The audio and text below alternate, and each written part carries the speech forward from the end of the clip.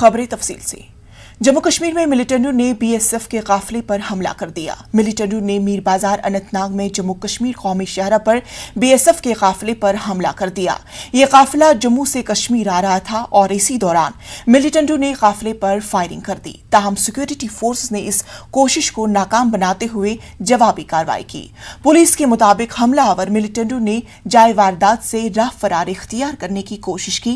ताहम पुलिस और security force ने पूरे इलाके का मुहासरा कर लिया, जिसकी वजह से मिलिटेंट मुहासरे में फंस गए। आखिरी इतलात मिलने तक दोनों अतराफ से गोलियों का तबादला जारी है। जराये के मुताबिक मिलिटेंटों की तादाद 2 से 3 बताई जा रही है। राज्यसभा के हंगामे पर मरकजी वज़रा की प्रेस कॉन्फ्रेंस पर पीयूष गोयल, प्रहलाद जोशी और दीगर ने ठाकरे से मीडिया से खिताब किया। उन्होंने अपोजिशन को सख्त तनकीद का निशाना बनाया। पार्लियामेंट में हंगामे पर अपोजिशन के माफी मांगने का मुतालबा किया। पीयूष गोयल ने कहा कि अपोजिशन ने ऐवान के वकार को मजरू कर दिया। आम आदमी पार्टी के तृणमूल कांग्रेस के सांसदों ने देश के समक्ष रखा है। मैं समझता हूं पूरे सदन की गरिमा, सदन की कार्रवाई के ऊपर एक जनता के बीच में बड़ा प्रश्न चिन्ह खड़ा कर दिया विपक्ष ने कि वो आगे देश को किस दिशा में लेके जाना चाहते हैं, हमारे युवा युवतियों को क्या दृश्य दिखाना चाहते हैं भारतीय पार्लियामेंट्री डेमोक्रेसी का। एक आम आदमी पार्टी के सदस्य टेबल पे चढ़ गए तो अरे उसमें पंजाब में हमारा क्या परिणाम होगा, तो 2 कांग्रेस के सदस्यों ने चढ़ना जरूरी है। और इस प्रकार की कॉम्पिटिटिव ऑपोजिशन के कारण पूरे सदन की और देश के जनता के बीच जो अपमान किया गया है चेयर का, जो सदन का अपमान किया गया है, उसके लिए माफी मांगना तो दूर और सीना चौड़ा करके आज विपक्ष सामने आ रहे हैं। एक कहावत है कि चोरी और सीना जोरी। जो पार्लियामेंट में प्रदूषण फैलाया, उसके बाद सड़क पर प्रदर्शन, और उसमें भी ये कहना कि हम 100 बार इस तरह की हरकत करेंगे। तो इसीलिए जो पीयूष जी ने अभी कहा है कि हम ऐसी कार्रवाई चाहते हैं कि इस तरह के संसद की मर्यादा को भंग करने की कोशिश करने से पहले 100 बार व्यक्ति सोचे। 15 अपोजिशन पार्टियों का मरकजी हुकूमत के खिलाफ पार्लियामेंट से विजय चौक तक मार्च हुआ। महंगाई, बेरोजगारी, ज़र क़वानीन और पैगेसस पर पार्लियामेंट में बहस न किए जाने पर अपोजिशन का एहतजाज था। इस दौरान मीडिया से खिताब में राहुल गांधी ने मोदी हुकूमत को सख्त तनकीद का निशाना बनाया। उन्होंने कहा कि वजीर आजम नरेंद्र मोदी मुल्क को फरोख्त कर रहे हैं, इसीलिए हमें पार्लियामेंट में बोलने नहीं दिया जा रहा है। वहीं शिवसेना लीडर संजय रावत का कहना है कि पार्लियामेंट में मार्शल लॉ लगाया गया है। ऐसा लगता है कि वो पाकिस्तान बॉर्डर पर खड़े हैं और उन्हें रोका जा रहा है। जबकि आरजेडी लीडर मनोज झा ने कहा है कि जब पार्लियामेंट को आवारा बना दिया जाए तो सड़कों को रोशन करना होगा। पहली बार राज्यसभा में सांसदों की पिटाई की गई है। बाहर से लोगों को बुलाकर नीली वर्दी में डालकर सांसदों को धक्का मुक्की मारपीट की गई। और आप ये सवाल पूछ रहे हो कि स्पीकर को दुख हो रहा है, वाइस चेयरमैन को दुख हो रहा है। चेयरमैन की क्या जिम्मेदारी है? चेयरमैन की जिम्मेदारी हाउस को चलाने की है। चेयरमैन ने हाउस को पिछले दिनों में क्यों नहीं चलाया? स्पीकर ने क्यों नहीं चलाया? जो विपक्ष के दिल में बात है वो हम क्यों नहीं रख सकते हैं? इसका क्या जवाब है? मैं आपको बताता हूं। क्या चाहिए? मैं आपको बताता हूं, मैं आपको और हिंदुस्तान को बताता हूं। यहां हाउस में कौन किस प्रकार से विपक्ष को रोक रहा है। हिंदुस्तान के प्रधानमंत्री, भाइयों और बहनों, युवाओं, जो आप घर में बंद हो आज, जो आपके फोन में पेगासस है, आप सुनिए, हिंदुस्तान का प्रधानमंत्री इस देश को बेचने का काम कर रहा है। इसीलिए विपक्ष हाउस के अंदर ना किसानों की बात कर सकता है, ना बेरोजगारों की बात कर सकता है, ना इंश्योरेंस बिल की बात कर सकता है, ना पेगासस की बात कर सकता है। यह सच्चाई है। दूसरी जानिब बीजेपी तर्जुमान समित पात्रा ने राहुल गांधी को तनकीद का निशाना बनाया। उन्होंने कहा कि जो पार्लियामेंट को सड़क बनाए उसी वजह से वो सड़क पर आ गए हैं। यही नतीजा है कि आज देश की जनता राहुल गांधी और कांग्रेस पार्टी को सड़क पर छोड़ के आई है। आज उनको सड़क पे ले आई है देश की जनता। आज वो कहीं जीत नहीं पा रहे हैं, आज वो कहीं आगे नहीं बढ़ पा रहे हैं लोकतांत्रिक तरीके से, क्योंकि जनता जानती है वो देश से और देश के लोकतांत्रिक प्रक्रियाओं से अपने परिवार को कहीं ऊपर रखते हैं। एमआईएम सदर असदुद्दीन ओवैसी ने कहा कि मरकज की बीजेपी हुकूमत ही नहीं चाहती कि पार्लियामेंट चले। असदुद्दीन ओवैसी ने कहा कि पार्लियामेंट को सिर्फ इंतखाबात के लिए ही इस्तेमाल किया जाता है, अपोजिशन को अपनी बात रखने का मौका नहीं दिया जा रहा है। छुपाने की बात क्या है, आप डिबेट करवा देते। आप डिबेट नहीं करवाना चाह रहे थे, बल्कि आप अपने ब्रूट मेजॉरिटी से दिन में पूरे गवर्नमेंट के बिल्स को आपने पास करवा दिया। जब आप बिल्स को पास करवाते तो आप डिबेट क्यों नहीं करवाना चाहते? अगर आप डिबेट करवा देते तो देश देखता, मगर आप ना तो इतने अहम बिल्स हैं जिस पर अपोजिशन मेंबर्स अमेंडमेंट दिए बोलना चाह रहे थे, आपने दिन में उसको पास करवा दिया। दूसरी बात, बिल्स को आपने कहा कि सवाल ये पास हो गए। पिछले 7 साल में कितने बीजेपी ने पार्लियामेंट में बिल्स लाए और कितने वो डिपार्टमेंट की स्टैंडिंग कमेटी गए? कितने गए? नॉट माने बिल्कुल बहुत कम। बीजेपी तो तैयार ही नहीं है स्टैंडिंग कमेटी को बुझाने के लिए। ये सरकार भी नहीं चाह रही थी पार्लियामेंट चले। अगर जब एनसीबीसी के बिल पर पार्लियामेंट चलती है, 30-35 से ज्यादा एमपीज अपनी अपनी बात को रख सकते हैं रूलिंग पार्टी से और ट्रेजरी बेंचेस और अपोजिशन, तो फिर आपने डिबेट क्यों नहीं करवाया? यही तो इनकी हिपोक्रेसी है। और देश देखकर लोग हमसे सवाल करें कि इतने दिन नहीं चला, आज आप क्यों चला रहे हैं? आपने बता दिया जनता को कि पार्लियामेंट को आप इस्तेमाल कर रहे हैं सिर्फ चुनाव के लिए। आप पार्लियामेंट का बुनियादी मकसद क्या है, आप उसी को हम भूल चुके हैं। जब से मोदी प्रधानमंत्री बने हैं, वो सेपरेशन ऑफ पावर्स की थ्योरी की धज्जियां उड़ा चुके हैं। और मैं आज कह रहा हूं कि मुझे सख्त आपत्ति थी उस वक्त कि नई पार्लियामेंट की बिल्डिंग का संग बुनियाद प्राइम मिनिस्टर क्यों करेंगे? प्राइम मिनिस्टर ने करके दिखा दिया कि अब एग्जीक्यूटिव लेजिस्लेचर पर भी हावी हो चुका है। 15 अपोजिशन लीडरों ने राज्यसभा के स्पीकर और नायब सदर जमहूरिया वेंकैया नायडू से मुलाकात की और उन्हें एक मेमोरेंडम भी पेश किया। राज्यसभा में हुए हंगामे के हवाले से अपोजिशन लीडरों ने उन्हें जानकारी दी।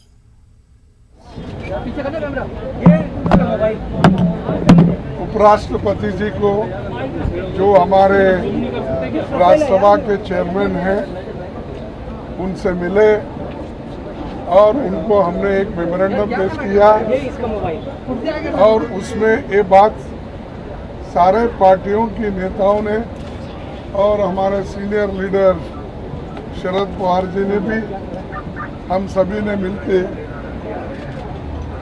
जो सदन में घटनाएं घटी उसके बारे में उनको सविस्तार से बताया, क्योंकि उनको जो मालूमात मिलती है या जो भी इंफॉर्मेशन मिलता है वो एक साइड नहीं होना, तो इस वजह से हमने खुद मेमोरेंडम लेकर सभी लोग पहुंचे।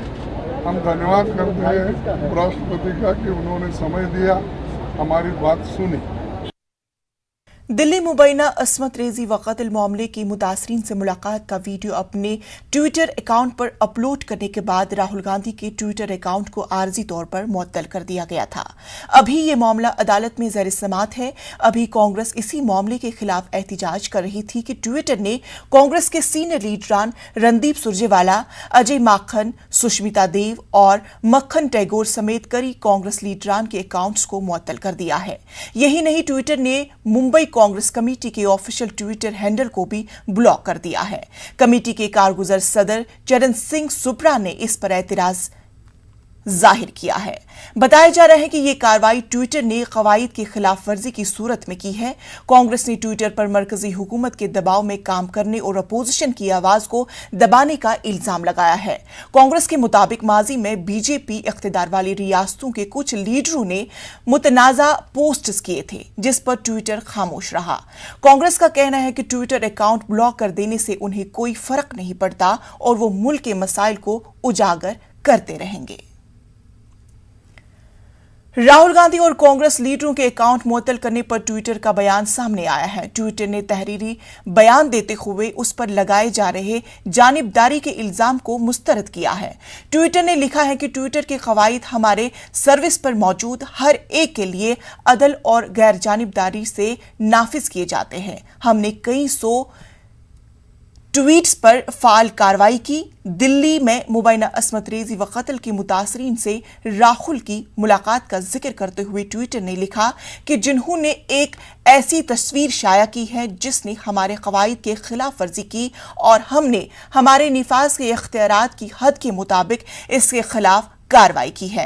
ट्विटर के मुताबिक बाज़ किस्म की निजी मामलात दूसरों के मुकाबले में ज्यादा खतरात रखती है और हमारा मकसद हमेशा ऐसे अफराद की राजदारी और हिफाजत का तहफ़्फ़ुज़ करना होता है। हम सर्विस में मौजूद हर एक की पुरजोर हौसला अफजाई करते हैं कि वो अपने आप को ट्विटर कवानीन से वाकिफ कराए और जो लोग भी उनके ख्याल में खिलाफ वर्जी करते हैं उसकी इतला दे।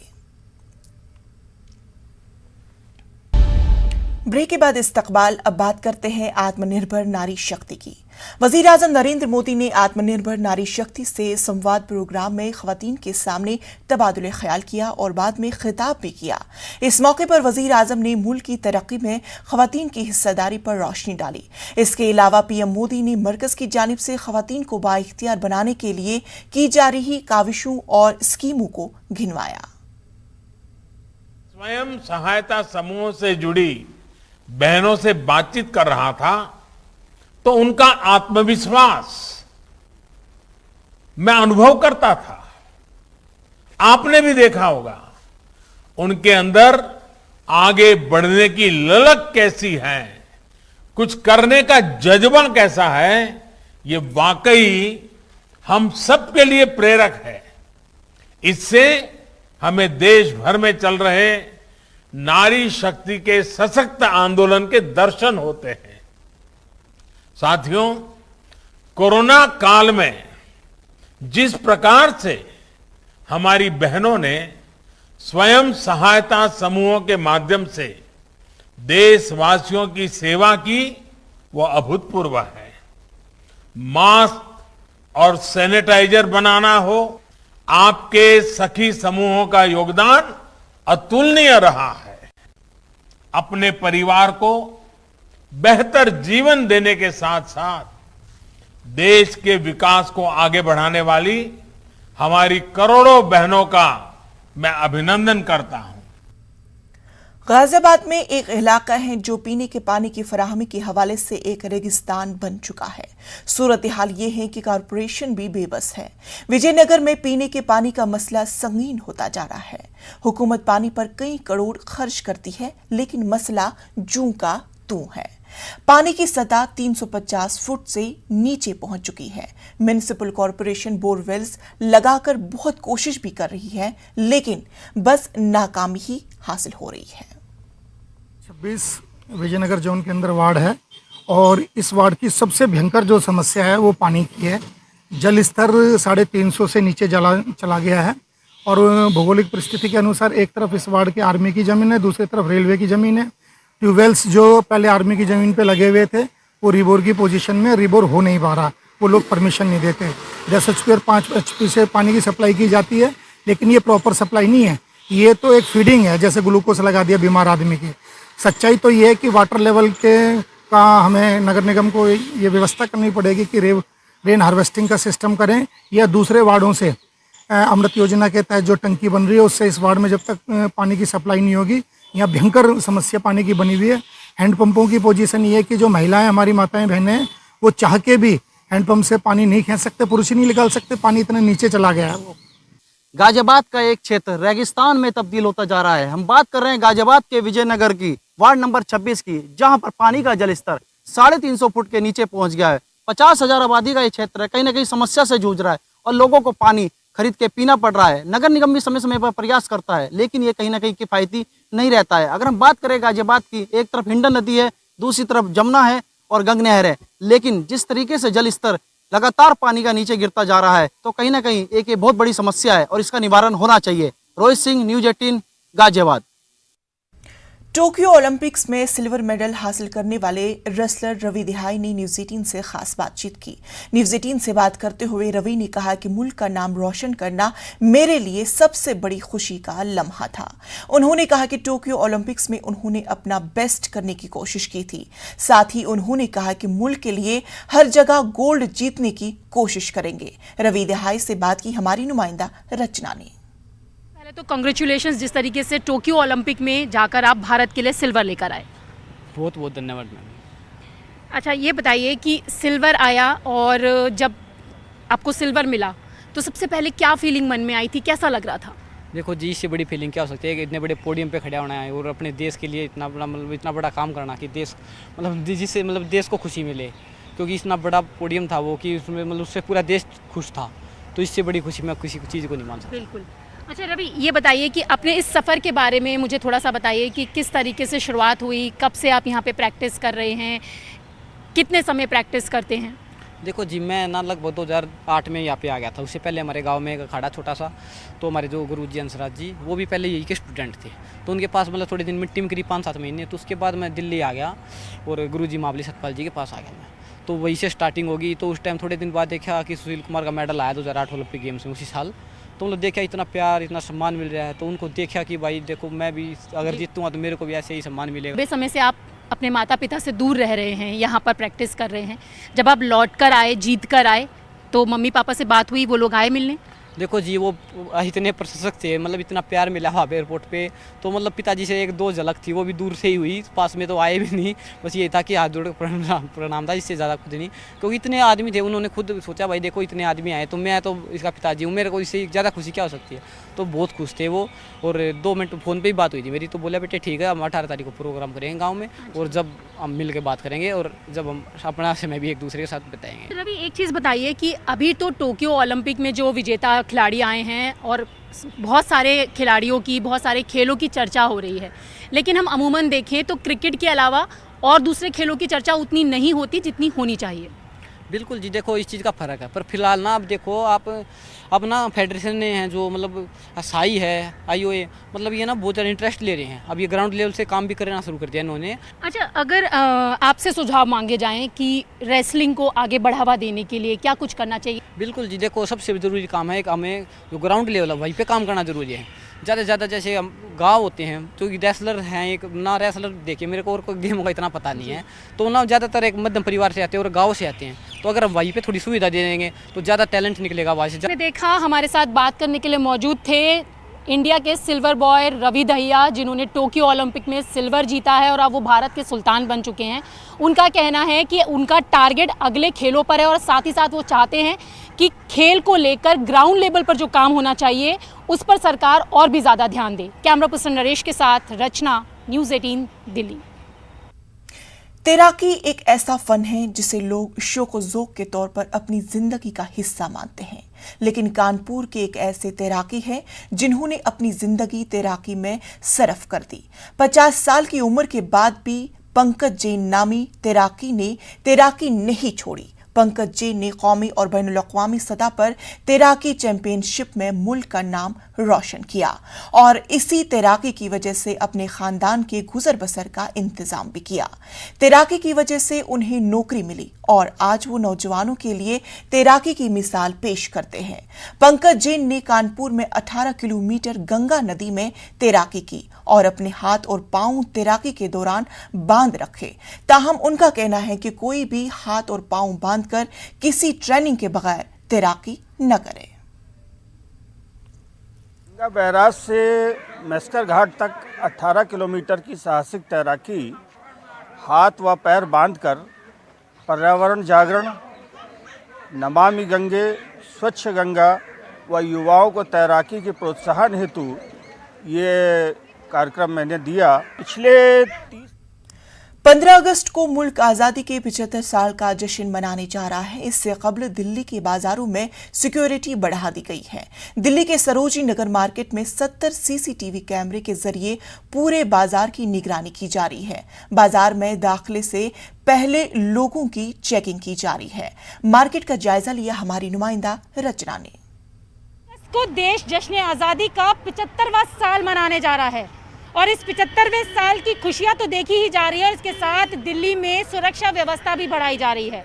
इस वक्त हम दिल्ली के सबसे मशहूर मार्केट सरोजनी नगर मार्केट में खड़े हुए हैं, जहां पर 15 अगस्त को लेकर सुरक्षा व्यवस्था बढ़ा दी गई है।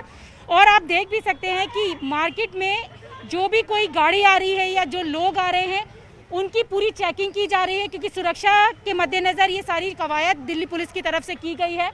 जो गाड़ियां अंदर आ रही है उन्हें पहले चेक किया जा रहा है और चेकिंग करने के बाद ही अंदर भेजा जा रहा है। इसके साथ ही जो खुली जगहें हैं मार्केट में उसको लकड़ी के फट्टों से कवर कर दिया गया है ताकि वहां पर किसी भी तरीके की कोई संदिग्ध वस्तु रखने की कवायद ना हो सके, क्योंकि कई बार हमने देखा है कि खुली जगहों पर कुछ ऐसी चीज़ें रख दी जाती हैं जिससे किसी घटना के होने का संशय रहता है। उसको देखते हुए दिल्ली पुलिस ने उन तमाम जगहों को ढक दिया है। इसके साथ आप देखें तो यहाँ पर सुरक्षा व्यवस्था बढ़ा दी गई है। जो लोग आ रहे हैं उनको भी चेकिंग के बाद भेजा जा रहा है। बैरिकेडिंग्स यहाँ पर लगा दिए गए हैं, लोगों को चेक किया जा रहा है। और अगर पुलिस वालों को ये लगता है कि कोई संदिग्ध व्यक्ति है या उनको किसी पर संशय होता है तो उसका आई कार्ड भी यहाँ पर चेक किया जाएगा। तो पुलिस लगातार सुरक्षा व्यवस्था के काम करती हुई आपको तस्वीरों में नजर आ रही होगी। अब मैं दिखाना चाहूंगी कि यहाँ पर सुरक्षा को लेकर आप देख सकते हैं कि बाजार के एंट्री पर ही एक मचान लगाई गई है जिसमें पुलिसकर्मी हैं जो पूरे मार्केट को ट्रैक कर रहे हैं, निगरानी कर रहे हैं।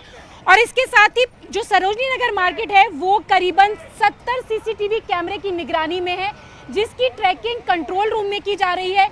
जितने भी यहाँ पर गेट है वहाँ पर सीसीटीवी कैमरा लगाए गए हैं और उन सीसीटीवी कैमरे के जरिए ट्रैक किया जा रहा है कि कहां पर कौन सी गतिविधि हो रही है। इसके लिए बाकायदा यहां पे कंट्रोल रूम बनाया गया है। उस कंट्रोल रूम के जरिए पूरे बाजार पर निगरानी रखी जा रही है। इसके साथ ही यहां पर वॉलंटियर्स भी लगाए गए हैं जो लोगों को चेक करने के लिए या जो यहां पर व्यवस्था है उसकी निगरानी करने के लिए तो वॉलंटियर्स लगाए गए हैं। सीसीटीवी कैमरे से ट्रैकिंग की जा रही है। और सबसे बड़ी बात यह है कि कोविड-19 का दौर चल रहा है, ऐसे में लगातार अनाउंसमेंट किया जा रहा है कि बिना मास्क के मार्केट में ना आए, सामाजिक दूरी बनाकर रखें। और जब लोग इस कोविड-19 के प्रोटोकॉल्स फॉलो नहीं करते हैं तो उनके चालान भी काटे जाते हैं। तो दिल्ली पुलिस लगातार सुरक्षा के मद्देनज़र अपने काम करती हुई नज़र आ रही है। और 15 अगस्त का जिस तरीके से हम सेलिब्रेशन करते हैं, जश्न आज़ादी मनाते हैं, 75वें साल में जश्न आज़ादी का हम पर्व मनाने जा रहे हैं, तो उसकी तमाम इंतज़ाम दिल्ली पुलिस ने बाज़ारों में कर दिए हैं। और जो बाज़ार हैं वो पूरी तरीके से पुलिस की निगरानी के अंडर में है, चाहे वो सीसीटीवी कैमरे के जरिए निगरानी की जा रही हो, चाहे वॉलंटियर्स के जरिए यहाँ पर निगरानी की जा रही हो। कोरोना वबा के दौरान बाहमी इमदाद व इन्हिसार का जज्बा मुस्तहकम हुआ है। मुल्क इस वबा से मुत्तहिद होकर मुकाबला कर रहा है।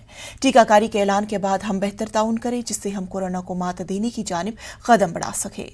नेटवर्क 18 इस मुहिम में हर कदम आपके साथ रहेगा। जब तक सभी महफूज नहीं तब तक कोई महफूज नहीं होगा। इसी सोच की बुनियाद पर हमारी मुहिम संजीवनी का मकसद ये यकीनी बनाना है कि वैक्सीन पाना सभी हिंदुस्तानियों का हक है।